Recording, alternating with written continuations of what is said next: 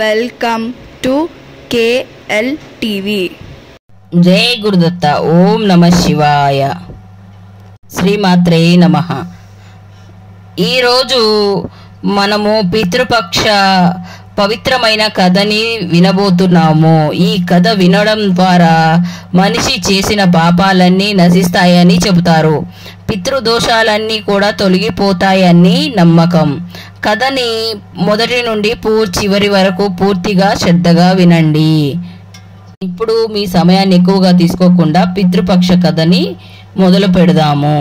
ఒకసారి విష్ణుదేవుడు లక్ష్మీదేవితో కలిసి క్షీరసాగరంలోని శేషనాగు శయనంపై విశ్రాంతి తీసుకుంటూ ఉన్నాడు. అప్పుడే ఆకాశ మార్గంలో గరుడ్మంతుడు వేగంగా ఎగురుకుంటూ వచ్చాడు. విష్ణుమూర్తి గరుడుమూర్తిని చూసి మృదువుగా అడిగాడు, ఓ గరుడ్మంత, నీవు ఈరోజు ఏ ప్రయోజనంతో వచ్చావు? నీ మొహంలో గంభీరత కళ్ళలో ఆసక్తి కనిపిస్తూ ఉంది. ఏదో ముఖ్యమైన సంగతి చెప్పడానికి వచ్చినట్టున్నావు. నీ మనసులో ఉన్న మాటని నిర్భయంగా చెప్పు. గరుడ్మంతుడు వినయంగా విష్ణుదేవునితో అన్నాడు, ప్రభూ, నా మనసు ఒక గొప్ప రహస్యాన్ని తెలుసుకోవాలని కోరుకుంటుంది. పితృపక్షంలో పితృదేవుళ్ళని పూజించడం, తర్పణం చేయడం వల్ల ఏ ఫలితాలు కలుగుతాయి? శ్రాద్ధం, దానం, పిండదానం చేస్తే పితృదేవతలు తృప్తి చెందుతారు అని అంటారు. దీని నిజమైన మహిమ ఏమిటి? శ్రద్ధగా పితృదేవులని స్మరించి అన్నం, నీరు, దానం అర్పిస్తే వారి ఆత్మలకి శాంతి ఎలా లభిస్తుంది? పితృదేవతలు సంతోషించి తన వంశీకులపై కృప చూపించడానికి ఏ ఉపాయాలు చేయాలి? ఈ సందేహాలతోనే మీ దివ్య దర్శనానికి నేను వచ్చాను. మీరే సృష్టి నియంత్రత. మీకు తెలియని రహస్యం ఏమీ లేదు. దయచేసి ఈ విషయాన్ని వివరంగా చెప్పండి. విష్ణుదేవుడు గరుడ్మంతుడు మాటలు విని కరుణతో నవ్వాడు. మృదువైన స్మరణతో ఇలా అన్నాడు, ఓ గరుడ్మంత, నీవు అడిగిన ప్రశ్నకి సందేహం తీర్చడానికే కాదు, ఇది మానవ జాతి సంక్షేమానికి ఉపయోగపడుతుంది. పితృదేవతలని సంతోషించిన పెట్టిన వారిని ఇది మానవ జాతి సంక్షేమానికి ఉపయోగపడేది. పితృదేవతలని సంతోషపెట్టిన వారే వాళ్ళ జీవితంలో అడ్డంకులన్నీ తొలగిపోతాయి. పితృదేవతలు వంశానికి ఆధారము. వారు సంతోషిస్తే కుటుంబంలో సంతోషం, సంపద, సంతానం, ఐశ్వర్యం పెరుగుతాయి. పితృపక్షంలో శ్రద్ధాభక్తులతోటి పూజలు, తర్పణం, శ్రాద్ధం, దానం చేస్తే పితృదేవతలు సంతోషిస్తారు. వారి ఆశీస్సులతోటి జీవితంలోని అడ్డంకులన్నీ తొలగిపోతాయి. శాంతి, ఆనందం నిండుతాయి. కానీ ఓ గరుడ్మంత, నీ ప్రశ్నకు సమాధానం చెప్పే ముందు ఒక కథ చెప్పాలి అనుకుంటున్నాను. ఈ కథ పితృపక్ష రహస్యాలను మరింత స్పష్టం చేస్తుంది. మానవ జీవితంలో దీని ప్రాముఖ్యత వెల్లడిస్తుంది. ఈ కథని మొదటి నుండి చివరి వరకు శ్రద్ధగా వినండి, భక్తితో వినాలి. అప్పుడే దీని నిజమైన ఫలితం లభిస్తుంది. గరుడ్మంతుడు చేతులు జోడించి ఇలా అన్నాడు, ప్రభు, ఈ కథను నేను శ్రద్ధగా వింటాను అని వాగ్దానం చేస్తున్నాను. దీనిని దేవలోకంలో వ్యాప్తి చేస్తాను. దేవతలు, ఋషులు, ప్రజలంతా దీని మహిమను తెలుసుకొని లాభం పొందుతారు. విష్ణుదేవుడు గరుడ్మంతుడితో శ్రద్ధని చూసి సంతోషించాడు. పితృపక్షం పవిత్రమైన కథని చెప్పడం మొదలెట్టాడు. స్నేహితులారా, ఈ కథని మీరు కూడా శ్రద్ధగా వినండి.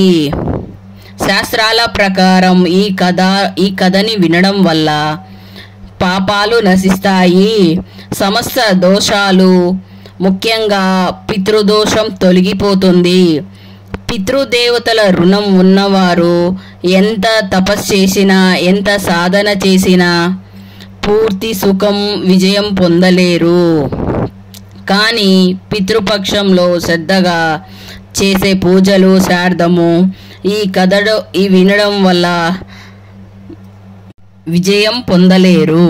పితృపక్షంలో శ్రద్ధగా చేసే పూజలు, శ్రాద్ధము ఈ కథ వినడం వల్ల పితృ రుణము నెరవేరుతుంది.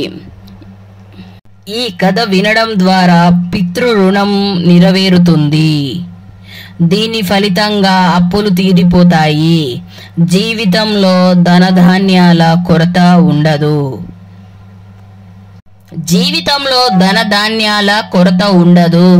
సుఖం, సంపద నిండుతాయి. ఇంట్లో ఐశ్వర్యం వెల్లివిరుస్తుంది. వివాహ యోగ్యమైన కన్యలకు మనసుకు నచ్చిన యోగ్యమైన వరుడు లభిస్తారు. సంతానం లేని దంపతులకు ఈ కథ పూర్తి వినడం ద్వారా దీని ఫలితంగా అప్పులన్నీ తీరిపోతాయి. సుఖం, సంపద నిండుతాయి. ఇంట్లో ఐశ్వర్యం వెల్లివిరుస్తుంది. వివాహానికి యోగ్యమైన కన్యలకు మనసుకు నచ్చిన యోగ్యమైన వరుడు లభిస్తారు. సంతానం లేని దంపతులకు ఈ కథ పుణ్యఫలం, పూర్తిగా సంతానం కలుగుతుంది. అందుకే పితృపక్షంలో ఈ కథని వినడం ప్రతి మనిషికి తప్పనిసరి. పితృదేవతలు సంతోషపడితే వారు తమ వంశీకులకు సమస్త వరాలని అనుగ్రహిస్తారు. జీవితం మంగళమయం అవుతుంది. విష్ణుదేవుడు గరుడ్మంతుడితో ఇలా అన్నారు: ఓ గరుడ్మంత, ఒకసారి పురాణత కాలంలో ఒక సంఘటన జరిగింది. రాజు రుచిరాజు అని ఒక ధర్మాత్ముడు ఒక రాజ్యంలో పరిపాలన చేస్తూ ఉండేవారు. ఆరంభంలో ధర్మబద్ధంగా రాజ్యం నడిపాడు. కానీ కాలక్రమంలో అతని మనసులో వైరాగ్యం చోటు చేసుకుంది. సంసార బంధాలను, మాయామోహాన్ని వదిలేయాలని నిశ్చయించుకున్నాడు. బ్రహ్మచర్యం పాటించడం మొదలెట్టాడు. భవ్యమైన రాజమందిరాలను, సింహాసనాన్ని, విలాసాలని వదిలేశాడు. రుచిరాజు భూమిని సంచరించడానికి బయలుదేరాడు. సంసార సుఖాలను భోగాలను పూర్తిగా తెగించాడు. రాజమందిరాలను ఉండడం మానేశాడు. రోజుకి ఒక్కసారే భోజనం చేసేవాడు. మిగిలిన సమయంలో అడవుల్లో సంచరిస్తూ సాధనలు చేసుకుంటూ ధ్యానంలో మునిగి ఉండేవాడు. అతని కఠిన వైరాగ్యం చూసి పితృదేవతలు దుఃఖించారు. వారు ఆలోచనలో పడ్డారు. మా వంశీకుడు రుచిరాజు సంసారాన్ని వదిలేస్తే వంశం ఎలా కొనసాగుతుంది? ఈ వైరాగ్యం వల్ల మా కులం పరంపర ఆగిపోతుంది, వంశం నశిస్తుంది అని భయపడ్డారు. తమ వంశీకుణ్ణి సందర్శించి సంజాయించాలని నిశ్చయించుకున్నారు. రోజు రుచిరాజు గాయమైన ధ్యానంలో మునిగి ఉన్నాడు. అప్పుడే దివ్య ప్రకాశంతో నలుగురు పితృదేవతలు అక్కడ ప్రత్యక్షమయ్యారు. వారి రూపం అలౌక్యంగా, తేజోమయంగా ఉంది. రుచిరాజు ధ్యానం నుండి కళ్ళు తెరిచాడు. తన ముందు నలుగురు దివ్యమైన ఆత్మలను చూసి ఆశ్చర్యపోయాడు. వెంటనే నేలపై సాష్టాంగం నమస్కారం చేశాడు. ఇలా అడిగాడు, ఓ మహానుభావులారా, మీరు ఎవరు? మీ తేజస్సుతో దిక్కులన్నీ వెలిగిపోతూ ఉన్నాయి. మీ లోపంలో దివ్యత్వం స్పష్టంగా తెలిసిపోతుంది. ఏ లోకం నుండి వచ్చారో? ఇలా అకస్మాత్గా దర్శనమిచ్చి నా జీవితాన్ని ధన్యం చేస్తున్నారు. మీ రాక వెనక ఏదో రహస్యం ఉంది.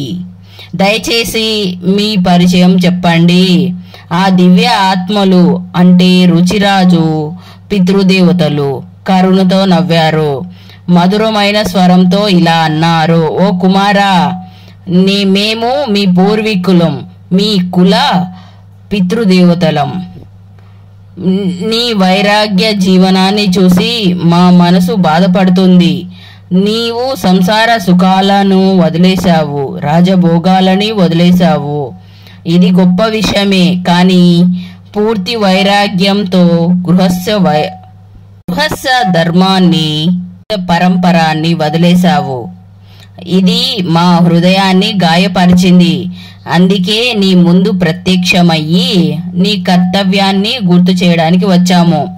రుచిరాజు వారి మాటలు విని చేతులు జోడించి అన్నాడు, ఓ పితృదేవతలారా, ఈ దివ్య రూపం చూసి నా మనసు ఆనందంతో నిండిపోయింది. కానీ నా ఆచరణ వల్ల మీరు దుఃఖిస్తున్నారని తెలిసి ఆశ్చర్యంగా ఉంది. నేను సంసార బంధాల నుండి విముక్తి కోరి పూర్తి వైరాగ్యాన్ని కోరుకొని వైరాగ్య మార్గాన్ని ఎంచుకున్నాను. ఇలా నా ఆచరణ వల్ల మీకు కష్టం కలిగినట్టయితే నాది నా తప్పు కావచ్చు. దయచేసి నాకు వివరంగా చెప్పండి. నా తప్పు ఏమిటి? మీ మాట నాకు ఆదేశం లాంటిది. పితృదేవతలు గంభీరంగా ఇలా అన్నారు, ఓ కుమారా, నీవు ఇంతవరకు వివాహం ఎందుకు చేసుకోలేదు? వివాహం మనిషికి స్వర్గం, మోక్షం పొందడానికి మోక్షం పొందడానికి అత్యంత మార్గం అని తెలియదా నీకు? గృహస్థ జీవనం లేకుండా మనిషి బంధనాలు చిక్కుకుంటాడు. గృహస్థ ఆశ్రమమే దేవతలకు, పితృదేవతలకు, ఋషులకు, యాచకులకు సేవ చేసే ఆధారం అది. గృహస్థుడు స్వాహం మంత్రంతోటి దేవతలను, స్వదా మంత్రంతో పితృదేవతలని తృప్తి చేస్తాడు. యాచకులకు వారి ఆశీస్సులతోటి ఈ లోకంలో పరలోకం రెండూ సంతోషంగా ఉంటాయి. కానీ నీవు వివాహం చేసుకోలేదు, సంతానం కలిగించలేదు. అందుకే దేవతల రుణం, పితృరుణం నుండి విముక్తి పొందలేవు. సంతానం లేకుండా వంశం ఎలా కొనసాగుతుంది? పితృతర్పణం లేకుండా స్వర్గం ఎలా లభిస్తుంది? నీవు వివాహం చేసుకోకపోతే నీకు మాత్రమే కాదు, మొత్తం కులానికి మాత్రమే అన్యాయం జరుగుతుంది. ఈ మార్గం నీకు అన్యాయం కాదు, కష్టమే ఇస్తుంది. మరణానంతరం నీకు కష్టమే లభిస్తుంది. వచ్చే జన్మలో కూడా దుఃఖాలని అనుభవించాల్సి వస్తుంది. రుచిరాజు ఈ మాటలు విని చేతులు జోడించి ఇలా అన్నాడు, ఓ పితృదేవతలారా, వివాహం చేసుకోవడం దుఃఖకరమని నా నమ్మకం. వివాహంతో బాధ్యతలు, బంధాలు వస్తాయని, అవి మనిషిని పాపాల వైపు నడిపిస్తాయి అని. అందుకే నేను వివాహం చేసుకోవాలని అనుకోలేదు. శ్రీ సాంగత్యం, సంసార బంధాలు మోక్ష మార్గం కాదు అని నా భావన. ఇంద్రియాలను అదుపులో ఉంచి ధ్యానంతోటి ఆత్మని శుద్ధి చేసుకోవడమే శ్రేష్టమని భావిస్తాను. శాస్త్రాలు సంసార కర్మల గురించి చెబుతాయి.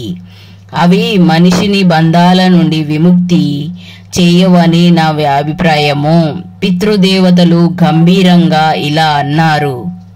ఓ కుమారా, ఇంద్రియాలని అదుపులో ఉంచడం, ధ్యానంతో ఆత్మని శుద్ధి చేయడం సరైనదే. కానీ అది ఒక్కటే మోక్ష మార్గం కాదు. నీవు ఎంచుకున్న మార్గము అసంపూర్ణము. యచనము, తపస్సు, దానం వంటిది కర్తవ్యాలు కూడా ఆచరించాలి. దానం వంటి కర్తవ్యాలు కూడా ఆచరించాలి.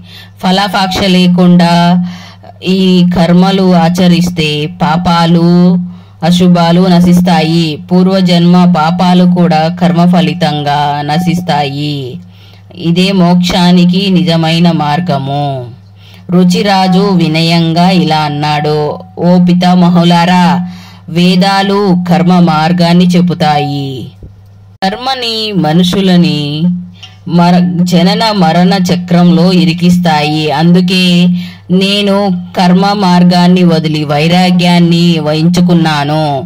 మీరు నన్ను వివాహానికి ప్రోత్సహిస్తున్నారు. వివాహం చేస్తే మళ్ళీ మాయాజాలంలో చిక్కుకుంటాను. సంసారము, సంతానము, భోగాల బంధాలు అరిష్టం వైపు నడిపిస్తాయి. పితృదేవతలతో కరుణతోటి ఇలా అన్నారు. ఓ కుమారా, కర్మలు అనే అవే నిజము. కానీ ధ్యానం సంపాదించడం కూడా ఒక కర్మే. శాస్త్రాలు చెప్పిన కర్మలను సజ్జనులు ఉల్లంఘించరు. ఆ కర్మల ద్వారా నిస్వార్థంగా మోక్షం పొందుతారు. శాస్త్రాలు వివాహం చెయ్యమని ఆదేశిస్తాయి. వివాహం లేకుండా గృహస్థ ధర్మాన్ని సంతానం సాధ్యం కాదు. సంతానం లేకుండా శ్రాద్ధం, తర్పణం ఎలా జరుగుతాయి? పితృదేవతలు తృప్తి చెందకపోతే మోక్షం సాధ్యం కాదు. సంతానమే వంశాన్ని కొనసాగిస్తాయి. శ్రాద్ధము, తర్పణం ద్వారా పితృదేవతలకి సంతోషం, ముక్తి లభిస్తాయి. అందుకే ఓ కుమారా, నీవు వివాహం చేసుకో. వివాహం వల్ల నీ కర్మలు క్షీణిస్తాయి. జీవితంలో సంతులనం, విజయం, సిద్ధి లభిస్తాయి. వివాహం చేసుకోపోతే నీ వంశం నశిస్తుంది. వంశం లేకుండా మా ఆత్మలు తృప్తి చెందవు. మేము అసంతోషంతో ఉంటాము. ఈ మాటలు విని రుచిరాజు మనసు పశ్చాత్తాపంతో నిండిపోతుంది. తన కర్తవ్యాన్ని విశ్రమించి పితృదేవతలని బాధ పెట్టానని గ్రహించాడు. ఈ ఆచరణ తన గొప్ప తప్పని భావించాడు. చేతులు జోడించి ఇలా అన్నాడు. ఓ పితృదేవతలారా, నేను ఇప్పుడు వృద్ధాప్యంలో ఉన్నాను. నా శరీరంలో యవ్వన శక్తి లేదు. ఇలాంటి నాకు ఏ రాజు వాళ్ళ కన్యని ఇస్తారు? వృద్ధునిగా వివాహం చేసుకోవడం కష్టమైన జీవితం కాదా? ఈ ఆలోచనలతో నా మనసు సందిగ్ధంలో ఉంది. పితృదేవతలు కరుణతో ఇలా అన్నారు. ఓ కుమారా, మా మాటలు పాటించకపోతే మా పతనం జరుగుతుంది. నీకు కూడా దుర్గతి కలుగుతుంది. ఇంత చెప్పి వారు అదృశ్యమయ్యారు. పితృదేవతలు అదృశ్యమైన తర్వాత రుచిరాజు మనసు వ్యాకులమైంది. నా వల్ల నా పితృదేవతల శాంతి భంగమయ్యిందని ఆలోచించాడు. ఇది నా జీవితంలో అతిపెద్ద తప్పని భావించాడు. పితృదేవతలు ముక్తి కోసం వివాహం చేసుకోవాలని నిశ్చయించుకున్నాడు. వివాహ యోగ్యమైన కన్య కోసం భూలోకంలో సంచరించాడు. కానీ విధి విచిత్రంగా ఉంది. ఎక్కడికి వెళ్ళినా వివాహ యోగ్యమైన కన్య దొరకలేదు. పితృదేవతలు మాటలు అతని మనసులో గుండెల్లో మారుమోగాయి. కన్య దొరకలేదని మా బాధని అతని కలవరిపరిచాయి. రుచిరాజు కన్య దొరకలేదని బాధ అతని గుండెల్లో కలవరిపరిచింది. రుచిరాజు గాఢంగా ఆలోచించాడు. ఇప్పుడు నేనేం చేయాలి? ఎక్కడికి వెళ్ళాలి? పితృదేవతలని తృప్తి చేయడానికి ఎవరిని వివాహం చేసుకోగలను? నా వంటి వృద్ధుని కోసం ఎవరు కన్యని సిద్ధంగా ఉంటారు? ఈ ఆలోచనలతోటి చాలా కాలం వ్యాకులతో మునిగాడు. చివరిగా ఈ సమస్యకి సమాధానం బ్రహ్మదేవుడే చెప్పగలడు అని నిశ్చయించుకున్నాడు. ఆయనే సృష్టికర్త, నిజమైన మార్గదర్శి. బ్రహ్మదేవుని తపస్సు చేయాలని సంకల్పించుకున్నాడు. ఒక అడవిలోకి వెళ్ళి కఠిన తపస్సు మొదలెట్టాడు. రోజు రాత్రి, వేసవి, చలికాలం, వర్షము, ఎండలు తేడా లేకుండా బ్రహ్మదేవుణ్ణి స్మరించాడు. ఇలా 100 సంవత్సరాలు గడిచాయి. అతని తపస్సుకు మెచ్చిన బ్రహ్మదేవుడు సాక్షాత్కరించాడు. ఆయన తేజస్సుతోటి అడవి వెలిగిపోయింది. రుచిరాజు బ్రహ్మదేవుణ్ణి చూసి ఆనందంతోటి, శ్రద్ధతోటి నిలబడిపోయాడు. నేలపైన దండం పెట్టి నమస్కరించాడు. బ్రహ్మదేవుడు కరుణతో నవ్వి ఇలా అన్నాడు: ఓ రుచిరాజా, నీ తపస్సు, శ్రద్ధ నన్ను సంతోషపరిచాయి. 100 సంవత్సరాలు కఠిన సాధనతోటి నన్ను ప్రసన్నం చేశావు. నీ కోరికను నిర్భయంగా చెప్పు. నీవు కోరిన వరము తప్పక ఇస్తాను. రుచిరాజు గర్గరి స్వరంతోటి ఇలా అన్నాడు: ఓ పరమపిత, నా పితృదేవతలు నాకు వివాహం చేసి సంతానం కలిగించమని ఆదేశించారు. వారి తర్పణం జరిగి వారు ముక్తి పొందాలని కోరారు. కానీ భూలోకంలో వివాహ యోగ్యమైన కన్య దొరకలేదు. ఈ కారణంగా నేను వ్యాకులతో సందిగ్ధంలో ఉన్నాను. దయచేసి అలాంటి కన్యను అనుగ్రహించండి. ఆమెతో వివాహం చేసి సంతానం కలిగి నా పితృదేవతల ఆజ్ఞను పాటించాలనుకుంటున్నా. బ్రహ్మదేవుడు కరుణతో నవ్వి ఇలా అన్నాడు: ఓ విప్ర, నీవు ఇప్పుడు ప్రజాపతిగా ఉంటావు. నీ ద్వారా ప్రజల సృష్టి జరుగుతుంది. నీ ద్వారా వంశ పరంపర కొనసాగుతుంది. నీ పితృదేవతల ఆదేశాన్ని ధర్మసమ్మతం. నీ కోరికను మనసులో ధరించు. శ్రద్ధతో, నిష్ఠతో పితృదేవతలని పూజించు. వారు నీ భక్తికి సంతోషిస్తే నీకు ఉత్తమ సతీ సాధ్వి కన్య లభిస్తుంది. ఆమె ద్వారా నీ కుల సురక్షితమవుతుంది. నీ పితృదేవతలు తృప్తి చెంది ఆశీస్సులు అనుగ్రహిస్తారు. ఇంత చెప్పి బ్రహ్మదేవుడు అదృశ్యమయ్యాడు. ఆయన మాటలతోటి రుచిరాజు మనసు శ్రద్ధతోటి నిశ్చయంతో నిండిపోయింది. పితృదేవతలను తృప్తి చేయాలి అని సంకల్పించుకున్నాడు. అప్పుడు వారి పూజ, తర్పణం చేస్తే ఉత్తమ కన్య లభిస్తుందని గ్రహించాడు. ఒక పవిత్రమైన నది తీరానికి చేరుకున్నాడు. ఒక సీమలో ఒంటరిగా కూర్చున్నాడు. శ్రద్ధతో, భక్తితో నీరు, అన్నము అర్పించాడు. పితృదేవతల ఆత్మలను తృప్తి చేశాడు. తర్పణం తర్వాత ఏకాగ్రతతో వారిని శృతి చేయడం మొదలెట్టాడు. మనసులో ప్రార్థించాడు. వారు సంతోషించి తన కోరికను నెరవేర్చాలని వేడుకున్నాడు.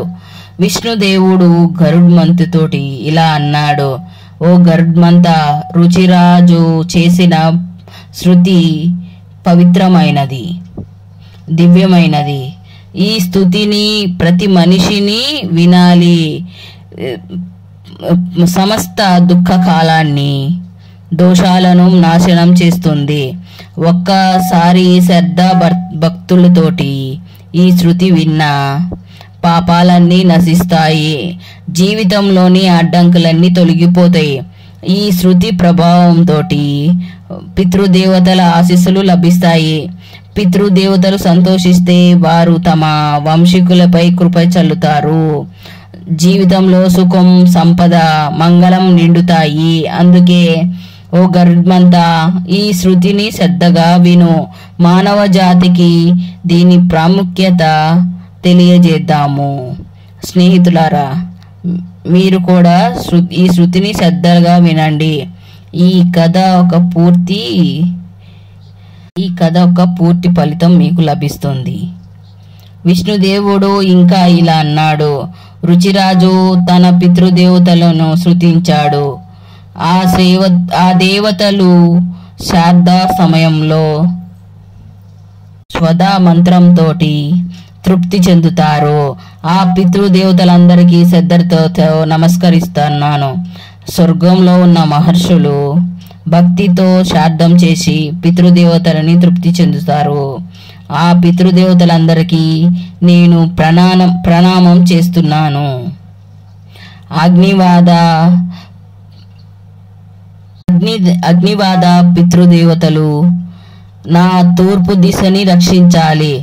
వర్ష పితృదేవతలు దక్షిణ దిశగా రక్షించాలి. ఆజ పితృదేవతలు పశ్చిమ దిక్కు రక్షించాలి. సోమ పితృదేవతలు ఉత్తర దిశగా రక్షించాలి. ఈ పితృదేవతలు రాక్షసులు, భూతాలు, పిశాచాల నుండి నన్ను రక్షించాలి. రుచిరాజు స్తుతి వినగానే ఒక దివ్య జ్యోతి ప్రకటమయ్యింది. ఆ జ్యోతి ఆకాశంలో చతుర్దిశగా వ్యాపించింది. సమస్త ప్రపంచాన్ని తన ప్రకాశంతో నింపింది. ఆ జ్యోతిని చూసి రుచిరాజు భావోద్వేగాలతో మోకాలుపై కూర్చున్నాడు. మళ్ళీ పితృదేవతలను స్తుతించాడు. వారు అతని స్తుతికి సంతోషించి సాత్కార్కించారు. దేవతలని స్తుతించాడు. వారు అతని స్తుతికి సంతోషించి సాక్షాత్కరించారు. రుచిరాజు పుష్పాలను, గంధాలను, పవిత్ర పదార్థాలను వారిని పూజించారు. చేతులు జోడించి భక్తితో నమస్కరించాడు. పితృదేవతలు సంతోషించి ఇలా అన్నారు. ఓ కుమారా, నీ శృతి మా హృదయాన్ని ఎంతో సంతోషపెట్టింది. నీ భక్తి, శ్రద్ధ మమ్మల్ని ప్రసన్నం చేసింది. నీ కోరికను నిర్భయంగా చెప్పు, మేము నీ కోరికని తప్పక నెరవేరుస్తాము. రుచిరాజు వినయంగా ఇలా అన్నాడు. ఓ పితృదేవతలారా, బ్రహ్మదేవుడు నన్ను ప్రజాపతిగా నియమించాడు. సృష్టి రక్షణ, వంశ పరంపర రక్షించడం నా కర్తవ్యము అని నాకు సమర్థమైన, గుణవంతమైన, చరిత్రవంతమైన భార్య కావాలి. ఆమె నా ధర్మాన్ని పంచుకోవాలి, వంశాన్ని ముందుకు తీసుకువెళ్ళాలి. మీ ఆజ్ఞని పాటించి ఉత్తమ భార్యని అనుగ్రహించండి. పితృదేవతలు సంతోషించి ఇలా అన్నారు. ఓ కుమారా, ఈ పవిత్ర స్థలంలో నీకు ఒక సతీ సాధ్వి, నీకొక భార్యగా లభిస్తుంది. ఆమె పేరు మనోరమ. ఆమె ద్వారా అత్యంత సుందరమైన, బుద్ధిమంతమైన, బలవంతమైన పుత్రుడు జన్మిస్తాడు. అతని పేరు రోచనుడు. అతను 3 లోకాల్లో ప్రసిద్ధి చెందుతాడు. అతని తేజస్సు, పరాక్రమము ప్రపంచాన్ని ఆశ్చర్యపరుస్తుంది. రోచని ద్వారా మీ వంశం ఎంతో బలవంతమైన, ధర్మనిష్క గల పుత్రులతోటి నిష్కరిస్తుంది. వాళ్ళు నీ కుల కీర్తిని అమరం చేస్తారు. ఇంత చెప్పి పితృదేవతలు రుచిరాజుని ఆశీర్వదించారు. వెంటనే అక్కడి నుండి అదృశ్యమయ్యారు. వారు అదృశ్యమైన క్షణంలో నది మధ్య నుండి అద్భుతమైన దృశ్యము ప్రత్యక్షమయ్యింది. ఒక ప్రత్యేకమైన రూపవతి, మనసుని ఆకర్షించేలాగా ఒక దివ్యమైన మహిళ ఉద్భవించింది. ఆమె ఆపతోటి దిక్కులన్నీ వెలిగిపోయాయి. ఆమెతో పాటు అదే రూపవతి ఆబెగలే మాలని కన్య కూడా ప్రత్యక్షమయ్యింది. ఆ దివ్యశ్రీ రుచిరాజు సమీపానికి వచ్చి మధురంగా ఇలా అంది. ఓ మహాత్మా, నీకు ఈ సుందరమైన మాలిని భార్యగా అర్పిస్తున్నాను. ఆమెతో విధిపూర్వకంగా వివాహం చేసుకో. ఆమె ద్వారా తేజస్వి, బుద్ధిమంతమైన పుత్రుడు జన్మిస్తాడు. అతని పేరు మను. అతను ప్రజలను పాలించేవాడు అవుతాడు. 3 లోకాల్లో తన కీర్తితోటి ప్రసిద్ధి చెందుతాడు. ఆమె మాటల ప్రకారము రుచిరాజు ఆ దివ్య కన్యతోటి వివాహం చేసుకున్నాడు. ఈ విధంగా పితృదేవతలను తృప్తి చేసి వివాహ యోగ్య కన్యని పొందాడు. తన వంశాన్ని విస్తరింపజేశాడు. ఈ నిర్ణయంతో అతని కులం సురక్షవంతమైంది. పితృదేవతలు ఆత్మలు సంతోషం, ముక్తిని పొందాయి. విష్ణుదేవుడు గరుత్మంతుడితోటి ఇలా అన్నాడు: స్నేహితులారా, ఇప్పుడు పితృదేవతలను తృప్తి చేసే ఉపాయాలను వివరంగా చెప్పబోతున్నాను. ఈ ఉపాయాలను పితృదోషాలను తొలగించుకోవడానికి, వారి కృపని పొందడానికి అవసరం. పితృదేవతలు సంతోషిస్తే జీవితంలో సుఖం, సంపద, సంతాన సౌభాగ్యము, ఐశ్వర్యం పెరుగుతాయి. పితృదేవతలు తృప్తి చెందడానికి ప్రత్యక్ష అనుష్ఠాలు, తర్పణాలు, ధార్మిక కార్యక్రమాలు చేయాలి. మొదటి ప్రధాన ఉపాయ తర్పణము. తర్పణము అంటే పవిత్రం జలం అర్పించడం. పితృపక్ష రోజుల్లో పవిత్రమైన స్థలంలో, ఇంటి ఆవరణలో కూర్చోవాలి. జలంతో నిండిన పాత్రను తీసుకొని పితృదేవతలని ఆహ్వానించి జలం అర్పించాలి. తర్పణంలో నల్ల నువ్వులు, జలం, పాలు, కుసుగడ్డి వాడడం తప్పనిసరి. ఈ కార్యాన్ని శుద్ధమైన మనసుతోటి, శ్రద్ధతోటి చెయ్యాలి. శుద్ధ హృదయంతో అర్పించిన ఆహుతి పితృదేవతలను తృప్తి చెందుతాయి. తర్పణం చేసేటప్పుడు ఓం పితృభయస స్వదాగ మంత్రాన్ని జపించాలి. ఈ మంత్ర ప్రభావంతో పితృదేవతలు సంతోషిస్తారు. వారు తమ వంశీకులకు ఆశీస్సులు. ప్రథమ ఉపాయం శ్రాద్ధ కర్మ. పితృదేవతల తృప్తి కోసం అత్యంత ముఖ్యమైన అనుష్ఠానం. శ్రాద్ధంలో పితృదేవతల అన్నం, ఫలాలు, వస్త్రాలు అర్పించాలి. శ్రాద్ధం చేసే వ్యక్తి బ్రాహ్మణుల్ని గౌరవంగా ఆహ్వానించాలి. వారికి భోజనం పెట్టి, వస్త్రాలు, దక్షిణ అర్పించి ఆశీస్సులు పొందాలి. శ్రాద్ధ రోజున సాత్విక భోజనం చేయాలి. పాయసం, పూరీలు, కూరలు, తాజా ఆహార పదార్థాలు తయారు చేయాలి. ఈ భోజనాన్ని శ్రద్ధతోటి పితృదేవతలకు అర్పిస్తే వారు సంతోషిస్తారు. వంశీకులకు ఆశీస్సులు అనుగ్రహిస్తారు. మూడవ ఉపాయం గోవు. బ్రాహ్మణులు గోవు, ఇతర జీవులకు భోజనం పెట్టడం. శాస్త్రాల ప్రకారం పితృదేవతల సంతోషం కోసం గోవుకు, కుక్కకు, కాకికి, బ్రాహ్మణులకు భోజనం పెట్టడం శుభప్రదం. ముఖ్యంగా శ్రాద్ధప్రదం రోజు గోవుకు ఆకుకూరలు, రొట్టెలు పెట్టాలి. కుక్కకు అన్నం, కాకికి బియ్యం, పాయసం అర్పించాలి. ఇలా చేయడం వల్ల పితృదేవతలు తృప్తి చెందుతారు. వంశీకులకు సంపద, సంతోషాన్ని, శాంతిని ఆశీర్వదిస్తారు. పీపల్, తులసి చెట్లను పూజించడం మరింత ముఖ్యమైన ఉపాయం. పీపల్ చెట్టు పితృదేవతల ముఖ్యమైన స్థానంగా అంటారు. తులసి మాత లక్ష్మీదేవికి ప్రీతిపాత్రం. పితృపక్షంలో పీపల్, తులసిని శ్రద్ధగా పూజిస్తే పితృదేవతలు సంతోషిస్తారు. పితృదోషాలు తొలగిపోతాయి. పీపల్ చెట్టు కింద దీపం ముట్టిస్తే పితృదేవతలు అత్యంత సంతోషపడతారు. వంశీకులకు సుఖం, సంపద, ఆయుష్ ఆశీర్వదిస్తారు.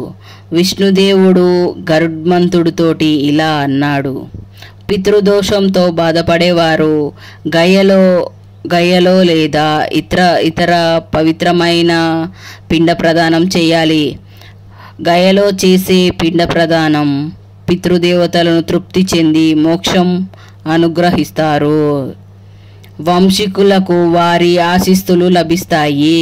పిండదానంలో నల్ల నువ్వులు, బియ్యం వాడి శ్రద్ధతో అర్పిస్తే ఈ ప్రక్రియను పితృదేవతలు ఆత్మలకు శాంతి తృప్తిని అందిస్తాయి. పితృపక్షంలో వ్రతం పాటించడం కూడా అవసరం.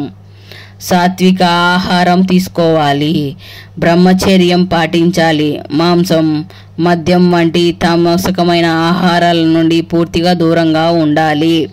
వ్రత సమయంలో విష్ణుదేవుడు, శివుడు, లక్ష్మీదేవిని పూజించాలి.